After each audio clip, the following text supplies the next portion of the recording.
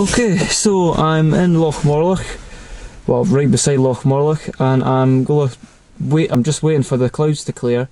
So in a few hours we'll go get some nice clear skies with Orion and a very thin crescent moon. That'll set about midnight, so that shouldn't cause too much of a problem. It's currently snowing just now. I had to drive through a wee bit of snow and some blizzards actually, so that was a wee bit tricky, but hopefully in the next few hours the skies do clear.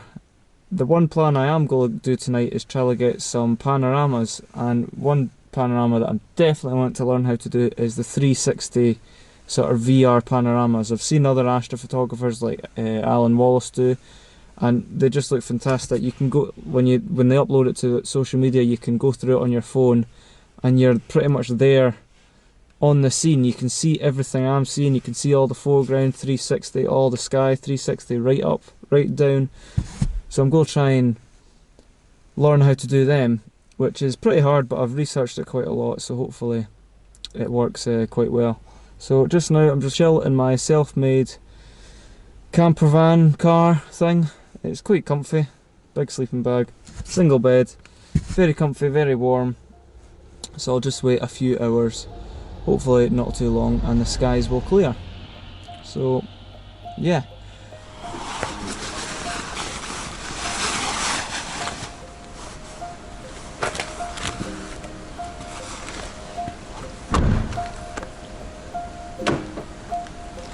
The skies have cleared, so let's get shooting.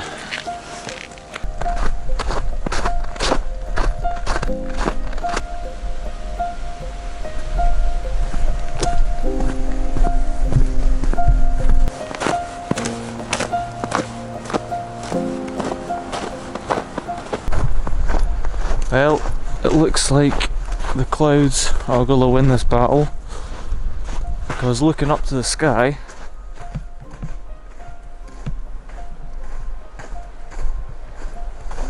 it looks like there's a lot of high cloud, which wasn't there 2 seconds ago. So here we are just at the Loch Morlich water sports, where I was hoping to be greeted with all the clear skies, but clearly not.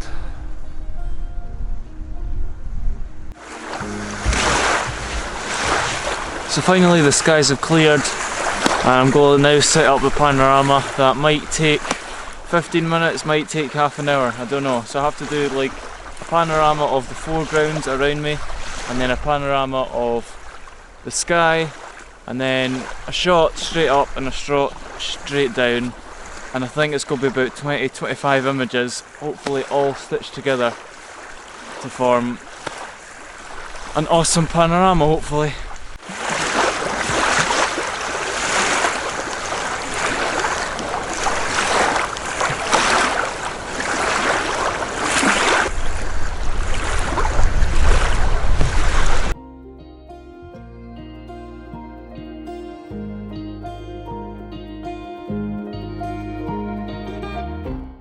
Right, the tripod's level throughout everything. I'm going to capture the sky quickly actually, in case any unwanted cloud comes in.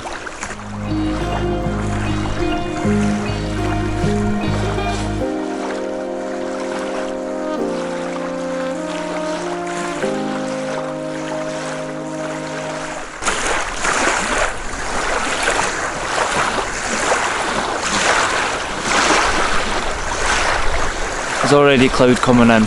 Great. So this might stitch together, this might not. I don't know how it acts with the cloud.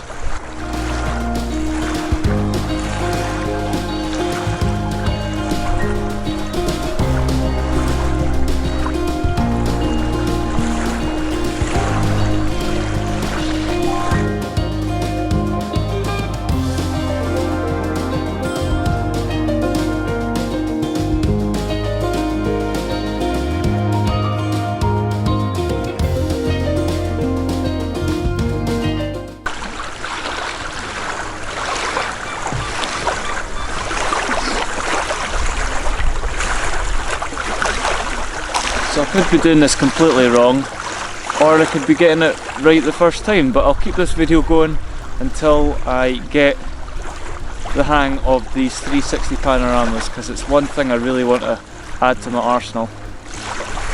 Right, now the foreground, which is just taking a picture of the ground, which is a bit easier.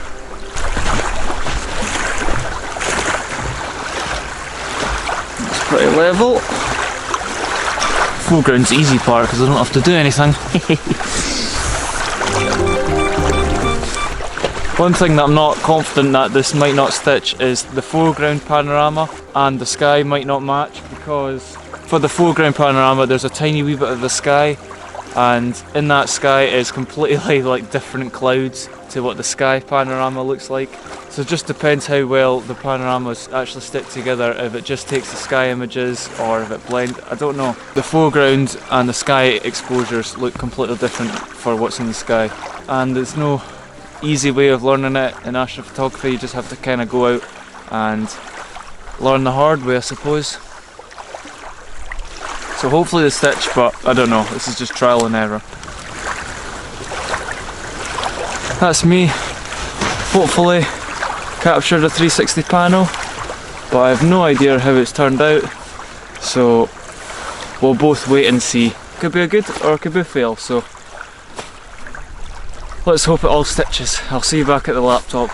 Okay, so I'm back now at the laptop to see if the panorama stitched, and lo and behold it didn't. Okay, so I learned a few things that I did wrong and I need to invest in to get a full 360 panorama and for it to stitch really well. So I tried to take all my images back into this program called PT GUI that I see a lot of astrophotographers use. It does come at a fee, so I'm just in the free trial just now to see if it works really well, and I can see it does work really well. But one thing that I learned that I've done wrong and that I've not got is, it's called a nodal bar, and this nodal bar takes away what is called the parallax, which is kind of like the distortion when you're moving the camera. So if I get my camera to explain it, so say my camera's on the tripod, so this is, say, a ball head, my camera's on the tripod like that, so when I'm taking the pictures I'm going like this, and you watch where the lens is moving quite a lot, so it's there to there to there, so it's doing a full like circle. And that, say if I've got a foreground interest, that distortion kind of moves, and then the foreground interest will move a bit, and it's hard for programs to stitch. So what a nodal bar does, which I have bought and it's arriving in the post from Amazon in a few days, so I'll try that out. So nodal bar is just pretty much a bar like that. I'll attach my camera, say about there, to the bar, and the bar will connect onto the tripod. So instead of my lens being where it was out here and moving like in a huge big circle, the nodal bar will make my lens be right over the center point of the tripod. So instead of the lens moving like that in a huge circle, it's just moving like that, and it's just right, I can't remember what it's called, but it's right at the nodal point. So the nodal point is where the lens, I don't know, rotates round. I'm not an expert, there's loads of videos on YouTube, that's how I learned. So for the pictures to stitch much better, the nodal point has to be kind of precise, because I think I've got a lot of distortion and it just doesn't work, and my images just look all squint and it's just a bit weird. It looks perfect in field, but when you put it for a 360 everything has to be perfect.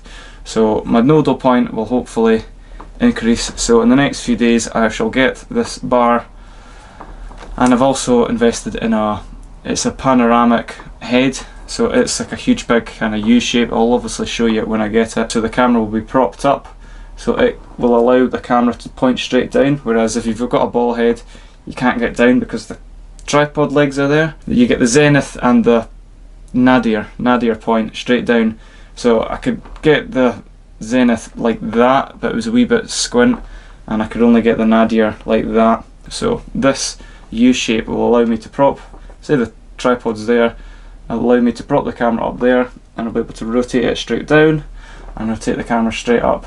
And also with this tripod head will be the nodal slide will be, it's a handful, trust me.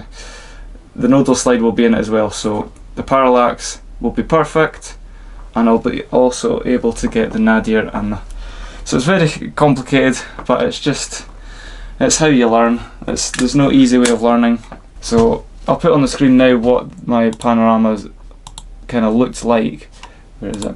So it looked like that. So yeah, the panorama looked like that. There's just a lot of distortion. There'll be things that I'm not doing right on the software as well that I'll learn, but definitely this parallax point will really improve the stitching, so I won't have to do too much in the editing software. I'll just put everything on it and it'll pretty much do it mostly for me. Yeah, so you can see in this PT GUI, the what do you call it, the control points are damn good, so the program knows which area is where, and it knows how to line it up perfectly. So I can tell this PT GUI knows its stuff. It does come at quite a hefty fee, but if the free trial works, then I'll definitely invest in it, because 360 panoramas just blow my mind all the time. So hopefully in a few days I'll get this tripod head and the nodal point, whatever it is called, and I'll be able to get this 360 panorama perfect. So next time you see me, I shall have the nodal slide and my tripod head. So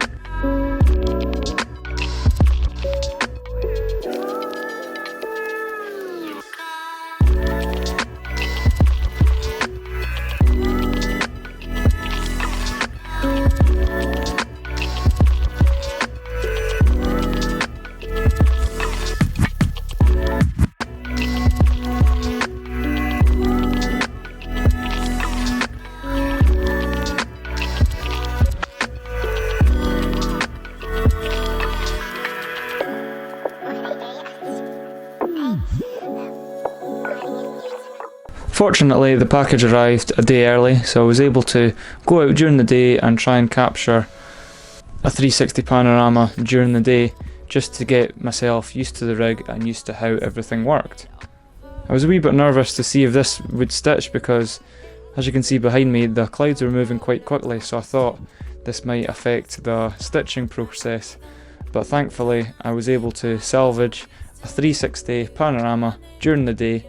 You can see there's the PT GUI branding over it. This is because it was still the free trial, but I was purely just testing everything, making sure everything was aligned and everything worked, and just to get the sense of how to do it rather than learning it all in the pitch black. And a few days later, the skies cleared, there was a full moon, there was also northern lights, but that was another video. So I got out under the stars to try it for the very first time.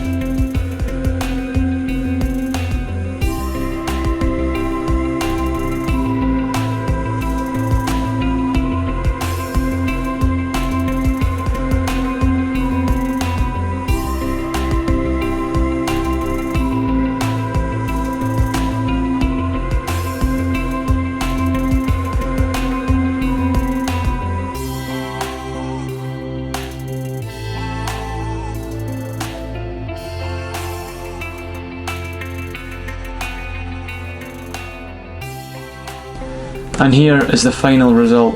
Thankfully I was able to work it all out, stitch it all together perfectly, capture it on the field perfectly, and this is the result. So this is in the PT GUI Finder, viewer, sorry, and you can see, you can just look around 360, which is awesome. There's another photographer up the hill.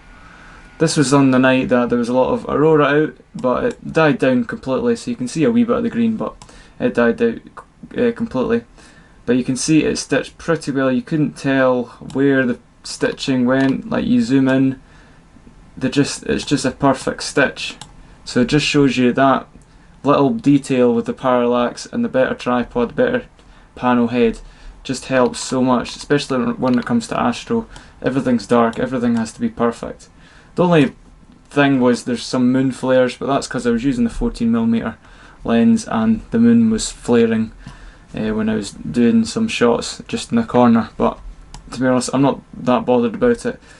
So you can see up here as well at the zenith, I just cloned pretty much the dark circle, so when it's all stitched and the PT GUI fires out the finished product, it's like a landscape picture but it just looks all distorted.